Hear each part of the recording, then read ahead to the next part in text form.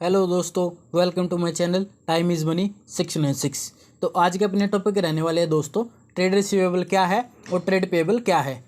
तो चलिए जानते हैं ट्रेड पेबल और ट्रेड रिसीवेबल के बारे में। दोस्तों, ट्रेड रिसीवेबल और ट्रेड पेबल जब भी आप कभी व्यवसाय करते हैं तो ये दोनों टॉपिक आपके सामने ज़रूर आएंगे।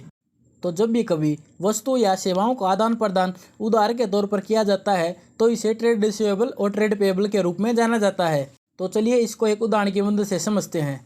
तो दोस्तों, राम नामक एक व्यक्ति है जिसकी फर्नीचर की दुकान है और एक दिन उसके पास उसका एक दोस्त आकर कहता है कि उसको एक होटल बनाना है जिसके लिए उसको विभिन्न फर्नीचरों की आवश्यकता पड़ेगी। क्या तुम वह सारा फर्नीचर मुझे समय पर उपलब्ध करा सकते हो?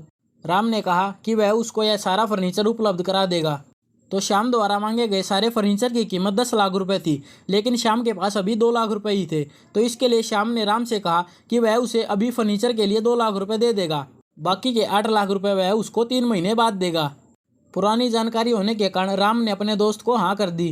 तो 3 महीने की सुधारी के होने के कारण ही राम ने भी वह सारा फर्नीचर आगे किसी कंपनी से उधार पर क्रय कर लिया और राम ने कहा कि वह उसको 8 लाख रुपए 3 महीने बाद दे देगा। तो दोस्तों, जब कुछ समय बाद वह कंपनी अपनी बैलेंस शीट बनाएगी तो वह बैलेंस शीट के अंदर राम नामक व्यक्ति से 8 लाख रुपए लेने हैं इसे ट्रेड रिसीवेबल में दिखाएगी, जिसे डेटर की श्रेणी में डाला जाएगा क्योंकि कंपनी ने राम से 8 लाख रुपए लेने हैं। और इसके विपरीत राम ने उस फर्म को 8 लाख रुपए देने हैं, तो वह जब अपनी फर्म की बैलेंस शीट बनाएगा तो उस 8 लाख रुपए की एंट्री को ट्रेड पेबल के अंतर्गत क्रेडिट के तौर पर लिख देगा और इसके साथ ही वह संडी डेटर के तौर पर 8 लाख रुपए की एंट्री और करेगा क्योंकि उसने शाम से वह 8 लाख रुपए लेने हैं। तो दोस्तों, ट्रेड पेबल और ट्रेड रिसीवेबल के अंतर्गत डेटर और क्रेडिटर का यह टॉपिक तो अपना समाप्त हो गया। इसके साथ ही अपने एक टॉपिक और स्टार्ट हो जाता है बिल रिसीवेबल और बिल पेबल। तो दोस्तों, अपने लिए गए इस उदाहरण में यदि हम मान लेते हैं कि श्याम ने राम को लगभग 3 महीने बाद भी उसकी 8 लाख रुपए की पेमेंट नहीं की, तो राम ने श्याम को कहा कि वह उसे उसके 8 लाख रुपए दे दे। तो इसके उत्तर में श्याम ने राम से कहा कि वह उसको उसके पैसे लगभग 2 महीने बाद दे देगा। तो दोस्तों, राम ने श्याम की बात पर विश्वास नहीं किया।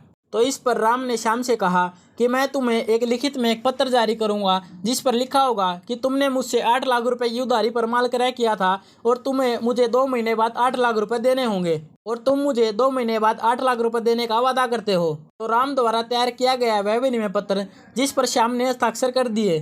तो दोस्तों, राम की बैलेंस शीट के अंतर्गत इसे बिल रिसीवेबल के तौर पर जाना जाएगा क्योंकि उसे शाम से 2 महीने बाद 8 लाख रुपए लेने हैं। तो जो 8 लाख रुपए की एंट्री राम ने अपनी बैलेंस शीट में डेटर के तौर पर करी थी, वही 8 लाख रुपए की एंट्री अब बिल रिसीवेबल के नाम से जानी जाएगी।